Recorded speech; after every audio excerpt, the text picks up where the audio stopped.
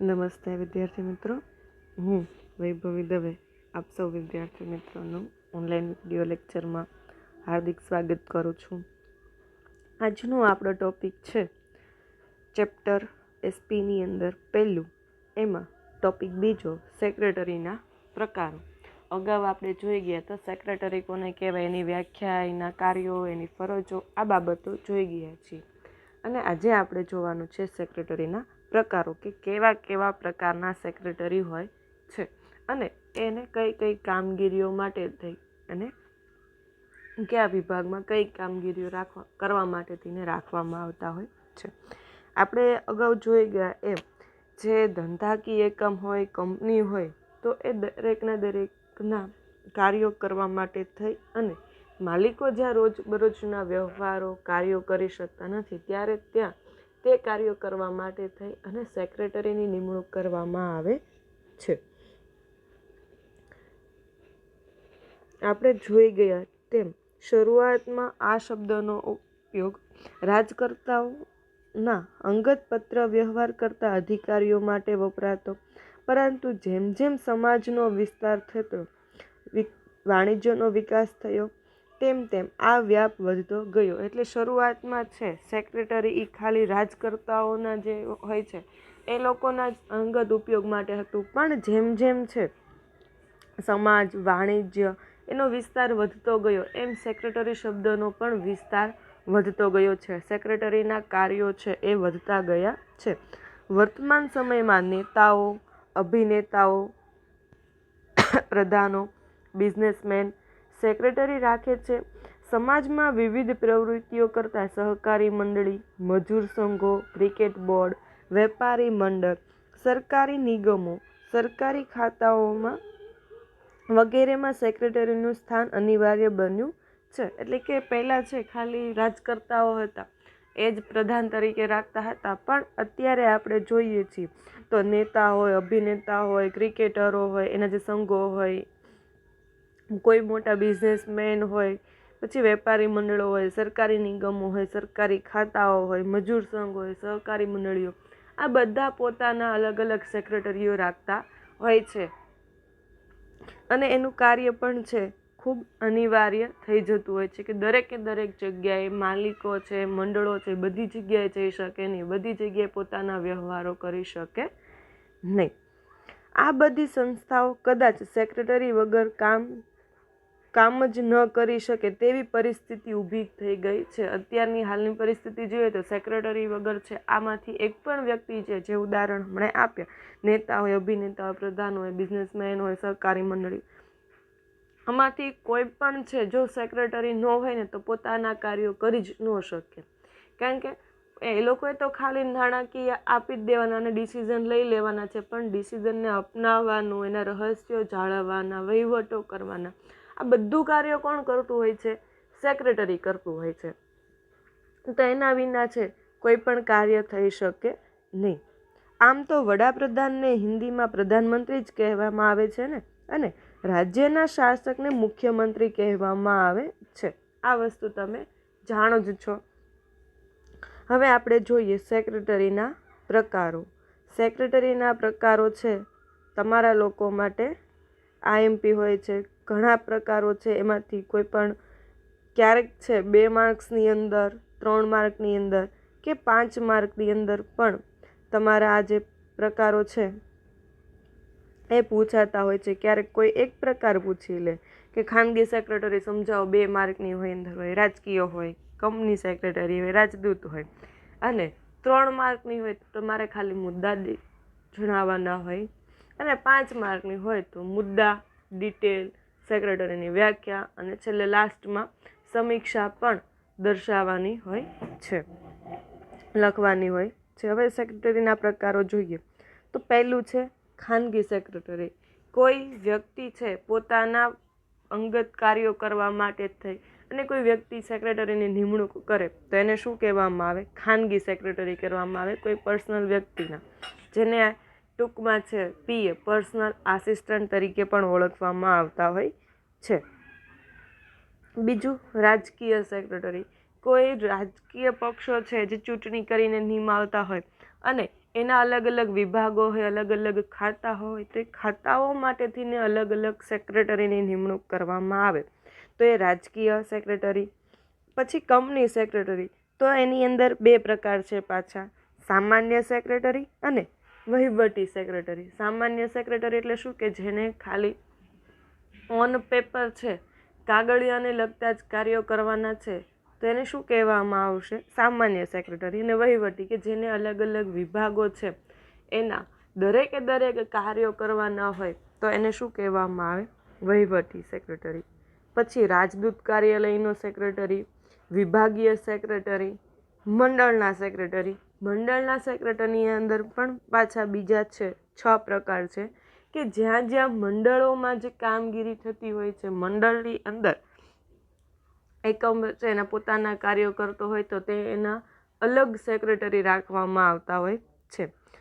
જોઈએ એની અંદર પહેલું વિદ્યાર્થી મંડળના સેક્રેટરી. તો કે વિદ્યાર્થીઓનું જે આખું યુનિયન હોય, એ યુનિયનની અંદર જે કામ કરતા હોય એની અંદર એના હિતો માટેનું, એના રક્ષણ માટેના જે કાર્યો કરતું હોય છે વિદ્યાર્થીઓના, તેના માટેનો સેક્રેટરી રાખવામાં આવે. ક્લબ હોય તો ક્લબના વ્યવહારો સંભાળવા માટેથીનો એનો સેક્રેટરી રાખવામાં આવતો હોય. શૈક્ષણિક સંસ્થાઓ છે તો એના સેક્રેટરી અલગથી રાખવામાં આવતા હોય. મજૂર સંઘ ચાલે છે તો એના જે સેક્રેટરી રાખવામાં આવતા હોય. વેપારી મંડળીઓ ચાલે છે તો એના સેક્રેટરી રાખવામાં આવતા હોય. સહકારી મંડળીઓ ચાલે છે તો એના સેક્રેટરી રાખવામાં આવતા હોય. તો આ બધા અલગ અલગ પ્રકારે સેક્રેટરીના પ્રકારો છે. કામગીરી તો જે છે સેક્રેટરીના કાર્યો છે એ જ કરવાની છે, પણ અલગ અલગ ક્ષેત્રમાં, અલગ અલગ વિભાગમાં અલગ અલગ સેક્રેટરીઓ રાખવામાં આવતા હોય છે. આપણે જોઈએ દરેકે દરેક છે સેક્રેટરીના પ્રકારને ડિટેલમાં જોઈએ.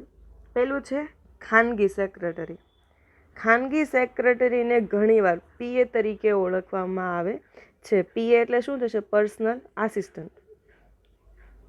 તો કેટલીક વાર અંગત સચિવ કે રહસ્ય સચિવ તરીકે પણ ઓળખવામાં આવે. આ સેક્રેટરી સચિવ પોતાના ઉપરી વતી ટેલિફોનમાં જવાબ આપે છે, પત્ર વ્યવહાર કરે છે, તદુપરાંત દૈનિક કામગીરીઓ, મુલાકાતો કે કાર્યક્રમો ગોઠવે છે. જે કાર્યક્રમ નક્કી થયો હોય તેની સમયસર યાદ અપાવવાનું કાર્ય કરે છે.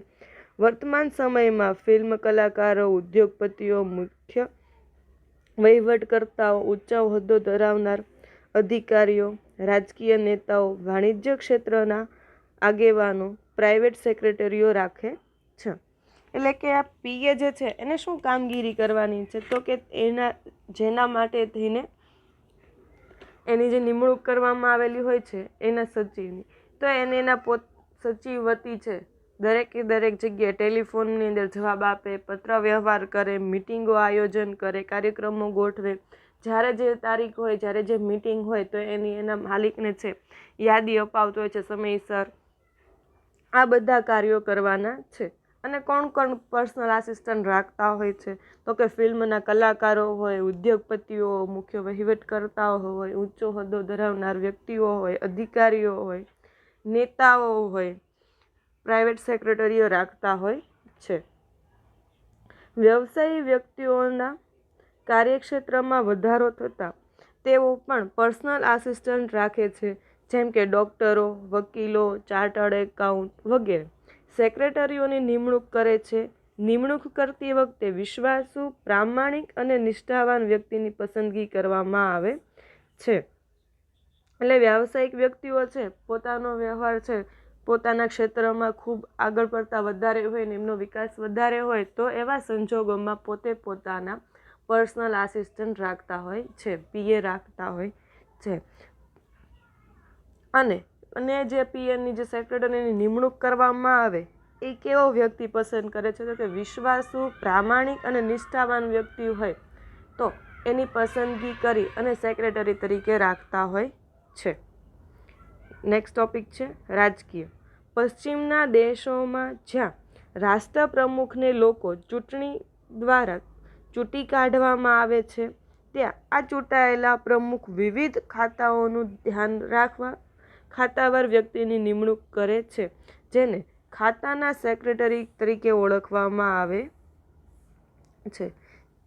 આપણે ભારતમાં જોઈએ છીએ તો ચૂંટણી દ્વારા જ આપણા પ્રમુખ છે, વડાપ્રધાન છે, તો આ બધાને આપણે ચૂંટી આવતા હોઈએ છીએ. તો એની અંદર જે અલગ અલગ વિભાગો છે, અલગ અલગ ખાતા છે, શિક્ષણ ખાતું, આરોગ્ય ખાતું, સંરક્ષણ ખાતું, તો આ બધા અલગ અલગ ખાતાના જે વ્યવહારો રાખવા માટે તેને ખાતાવાર વ્યક્તિને જે નિમણૂક કરવામાં આવે તેને શું કહેવામાં આવે? ખાતાકીય સેક્રેટરી કહેવામાં આવે છે. ત્યાર પછીનો નેક્સ્ટ ટોપિક છે કંપની સેક્રેટરી. નવા કંપની ધારા 2013 મુજબ જે કંપનીની ભરપાઈ થયેલી મૂડી 5 કરોડ કે તેથી વધુ હોય તેમાં સેક્રેટરીની નિમણૂક ફરજિયાત બનાવવામાં આવેલી છે.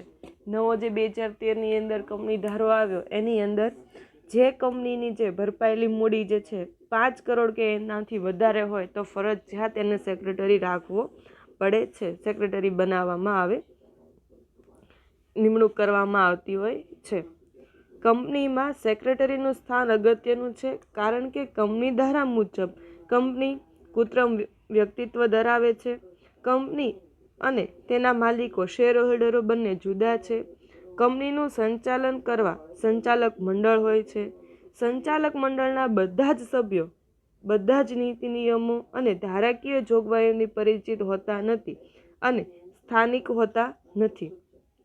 તેથી કંપનીનો વહીવટ નીતિ નિયમો અને ધારાકીય જોગવાઈ અનુસાર કાર્યક્ષમ રીતે થાય તે માટે સક્ષમ અધિકારીઓની નિમણૂક કરવામાં આવે છે, જે કંપની સેક્રેટરી તરીકે ઓળખવામાં આવે છે.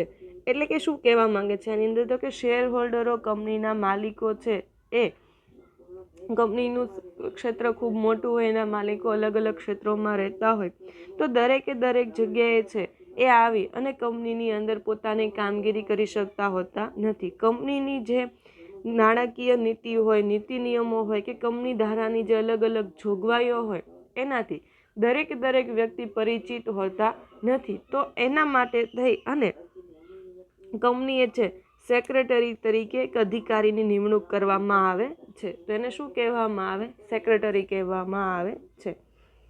આમ કંપની સેક્રેટરીની નિમણૂક દ્વારા સંચાલક મંડળ દ્વારા કરવામાં આવે છે. તે કંપનીનો કર્મચારી છે.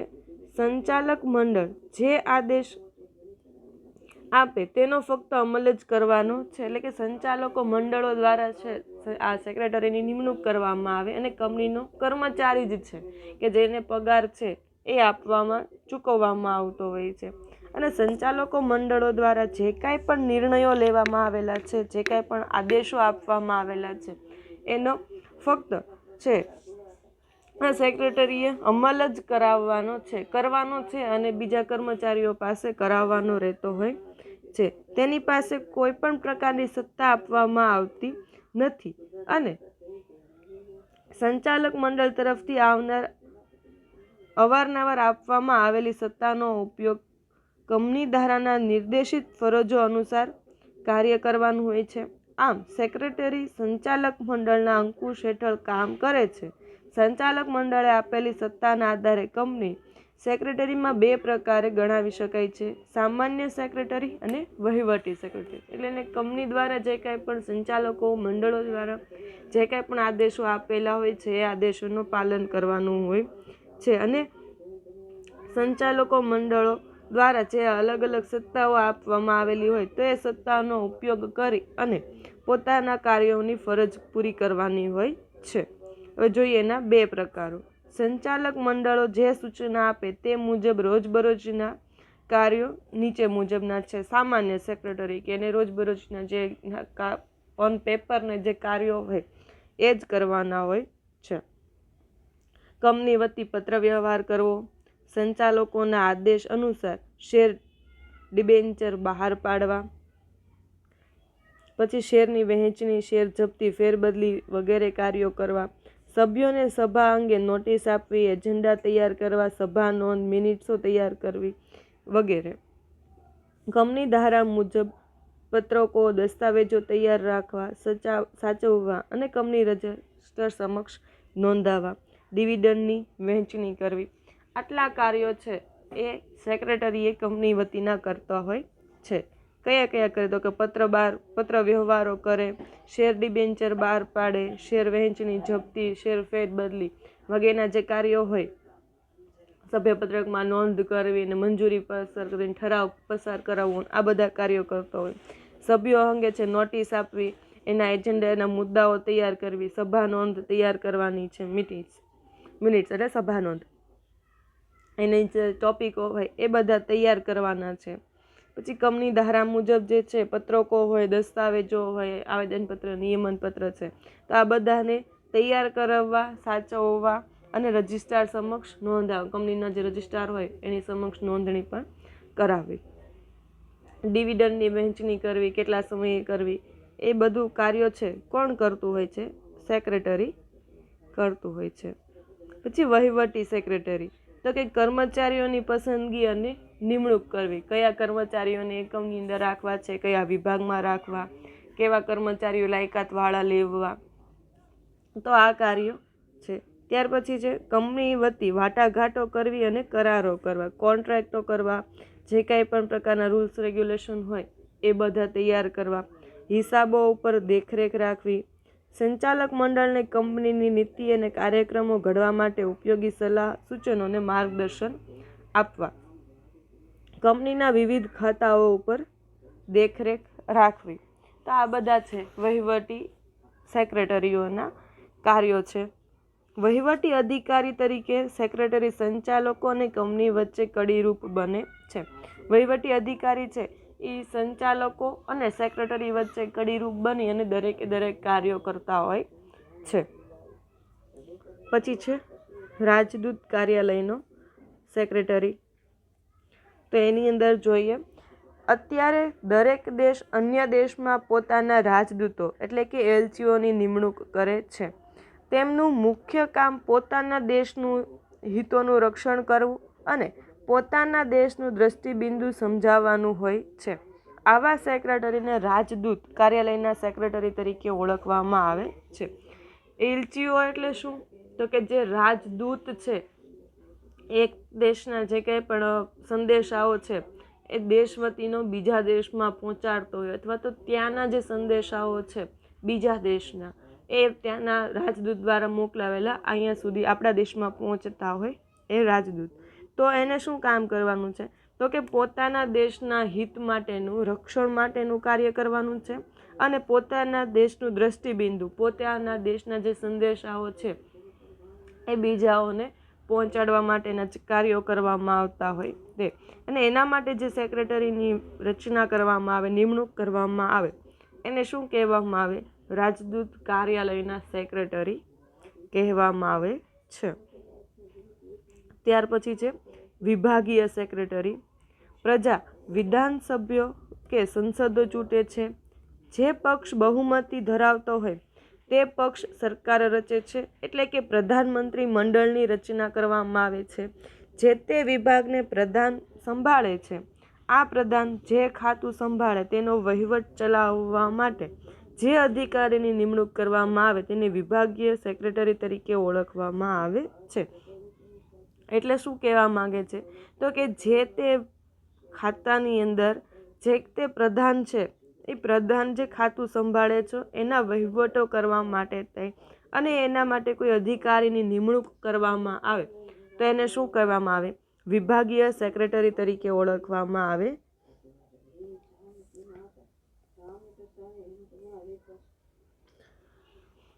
તે વિભાગીય વડા કે વિભાગીય સેક્રેટરી તરીકે સદની આઈએએસ અધિકારીઓની નિમણૂક કરવામાં આવે છે.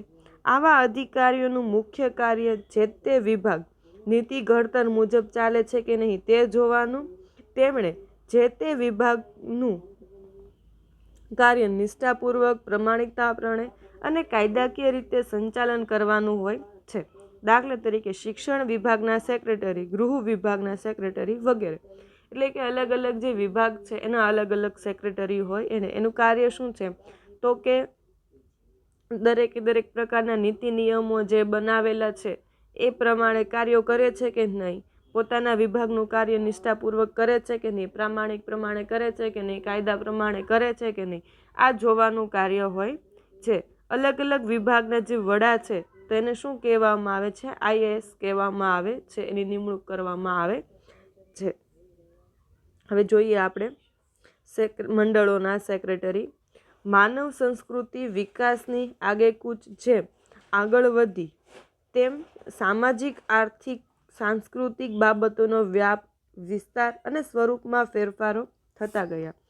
પરિણામે આવા મંડળોને સેક્રેટરીના જરૂરિયાતો ઊભી થઈ છે. આવા મંડળો નીચે મુજબ છે, એટલે કે સામાજિક, આર્થિક, સાંસ્કૃતિક અલગ અલગ બાબતો છે એનો વિસ્તાર, વ્યાપ વધ્યો અને એના માટે થઈ અને મંડળોના સેક્રેટરીઓની જરૂરિયાત ઊભી થાય છે, જે નીચે મુજબ છે. એમાં પહેલું છે વિદ્યાર્થી મંડળના સેક્રેટરી. શાળા અને કોલેજોમાં લોકશાહી પ્રણાલિકાથી સમજ આપવા, વિદ્યાર્થીઓના અધિકારોને ક્રિયાન્વિત કરવા, વિદ્યાર્થીઓના પ્રશ્નોને વાચા અને આપવા વિદ્યાર્થી મંડળની રચના કરવામાં આવે છે. વિદ્યાર્થીઓની ચૂંટણી દ્વારા પોતાનામાંથી આવા સેક્રેટરીને ચૂંટી કાઢે છે, જેને GS તરીકે ઓળખવામાં આવે છે. આ ટોપિકથી તમે લોકો ખૂબ સારામાં સારી રીતે વાકેફ છો કે આપણે શાળા કોલેજની અંદર છે GS તરીકેની નિમણૂક કરતા હોઈએ છીએ શિક્ષકો અને વિદ્યાર્થીઓની મદદથી. અલગ અલગ દરેક ક્લાસના અલગ અલગ કેપ્ટનો હોય એના દ્વારા છે ચૂંટણી કરી અને એમાંથી કોઈ એક વ્યક્તિને છે GS તરીકે નિમણૂક કરવામાં આવે. અને GSની શું કામગીરી હોય છે? તો કે વિદ્યાર્થીઓના જે કાંઈ પણ પ્રશ્નો હોય એ શિક્ષકો સમક્ષ અને આચાર્યો સમક્ષ રજૂ કરવાના હોતા હોય છે. એના છે કાર્યો કરવાના હોય છે. ક્લબના સેક્રેટરી. રમતગમત અને અન્ય સાંસ્કૃતિક બાબતોને પ્રોત્સાહન આપવા, સાકાર કરવા ક્લબની સ્થાપના કરવામાં આવે છે. દાખલા તરીકે sport club of Gujarat, BCCI વગેરે. ક્લબના બંધારણ મુજબ સેક્રેટરીને ચૂંટી કાઢવામાં આવે છે અથવા નિમવામાં આવે છે. આ સેક્રેટરીનું મુખ્ય કાર્ય છે તે ક્લબની વર્તમાન જરૂરિયાત અનુસાર પ્રવર્તમાન નિયમો મુજબ તેનું સંચાલન અને વિકાસ કરવાનું છે. એટલે કે અલગ અલગ જે પ્રોત્સાહન આપવામાં આવતું રમતગમત હોય કે અલગ અલગ સાંસ્કૃતિક હોય, ક્લબની જે સ્થાપના કરવામાં આવતી હોય એ ક્લબના કાર્યો કરવા માટે થઈ અને સેક્રેટરીની જરૂરિયાત હોય છે. અને શું કાર્ય કરવાના છે? તો કે ક્લબના જે નિયમો છે પ્રવર્તમાન અનુસાર જે અત્યારે હાલમાં રૂલ્સ રેગ્યુલેશન ચાલે છે અને ક્લબનો વિકાસ થાય એનું કાર્ય કરવાનું છે, નિયમોનું પાલન કરી. અને શૈક્ષણિક સંસ્થાના સેક્રેટરીઓ. દિલ્હી, કોટા, ગુજરાત, અમદાવાદ જેવા મોટા શહેરોમાં શૈક્ષણિક સંસ્થાઓ વિશાળ સંકુલન ઊભું કરવામાં આવે છે.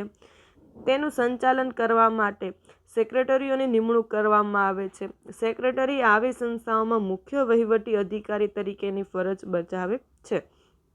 એટલે કે મોટા મોટા શહેરો હોય ત્યાં શૈક્ષણિક સંસ્થાઓ છે એ ખૂબ વિશાળ છે, કદ ધરાવતું હોય છે. આપણે અહીંયા ભાવનગરની અંદર લઈએ તો જે છે આ સરદાર પટેલ છે, સ્વામિનારાયણ ગુરુકુળ છે, તો આ ખૂબ મોટું એનું વિશાળ કદ ધરાવતી હોય છે. ગુરુકુળ જોઈએ તો એની અલગ અલગ કેટલી બધી બ્રાન્ચો હોય છે, ચિત્રા, ફૂલસર, સિદ્ધસર, એમાં આપણે જોઈએ તો કેટલી મોટી છે. તો આવું જ્યારે મોટું કદ ધરાવતી હોય ત્યારે એના માટે થઈ એનું સંચાલન બધી સ્કૂલોનું કરવા માટેથી અને એક અલગ સેક્રેટરીની નિમણૂક કરવામાં આવે છે, જેને મુખ્ય વહીવટી અધિકારી તરીકેની ફરજો બજાવે છે.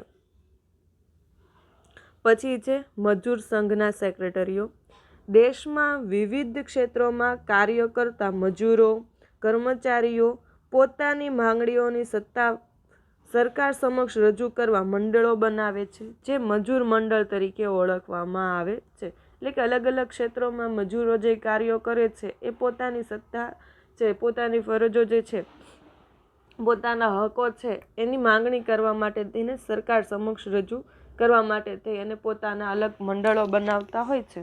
તે મંડળોને શું કહેવામાં આવે? મજૂર મંડળો કહેવામાં આવે છે.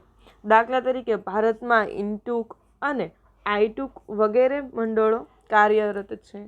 આ મંડળો પોતાના માંગણીઓનો અસરકારક બનાવવા, રજૂઆત કરવા, સેક્રેટરીઓની નિમણૂક કરે છે.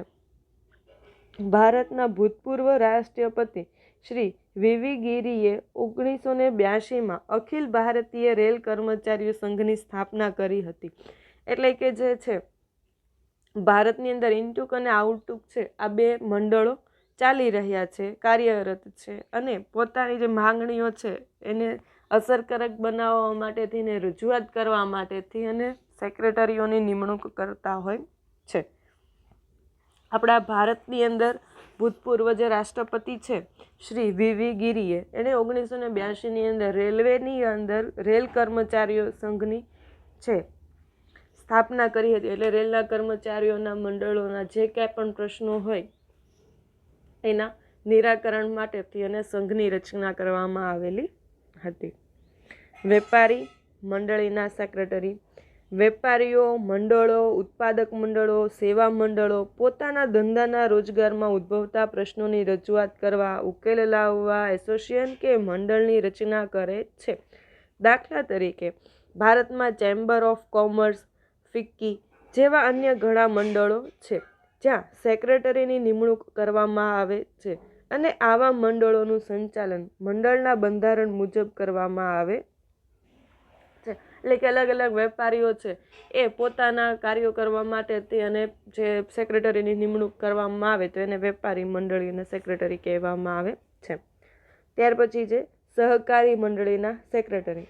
આર્થિક, સામાજિક, સાંસ્કૃતિક ઉત્થાન માટે આવી સહકારી મંડળીની રચના કરવામાં આવે છે. દાખલા તરીકે હાઉસિંગ સોસાયટી માટે કોઓપરેટિવ હાઉસિંગ સોસાયટી, શાળા, કોલેજ અને અન્ય સંસ્થાઓ માટે સ્ટાફ ક્રેડિટ કોઓપરેટિવ સોસાયટીની રચના કરવામાં આવે છે, જેમાં સેક્રેટરી નિમણૂક કરવામાં આવે છે. આ સેક્રેટરીને જે તે મંડળના નીતિ નિયમો અનુસાર સંચાલન કરતા હોય છે. એટલે કે અલગ અલગ પ્રકારના જે સહકારી કાર્ય છે, જે સહકારી મંડળીઓ છે એની રચના કરવા માટે એના જે રચના કરવા માટેથી એને સેક્રેટરીની નિમણૂક કરવામાં આવે તેને શું કહેવામાં આવે? સહકારી મંડળીના સેક્રેટરી કહેવામાં આવતા હોય છે. એને શું કાર્ય કરવાના છે? તો કે સહકારી મંડળીના જે કાંઈ પણ નીતિ નિયમો છે, જે કાંઈ પણ કાયદા કાનૂન છે એને અનુસરી અને સંચાલન કરવામાં આવતું હોય છે. તો અહીંયા જે ચેપ્ટર પહેલું છે એ પૂર્ણ થાય છે. હવે નેક્સ્ટ લેક્ચરમાં નવા ટોપિકો સાથે મળશું.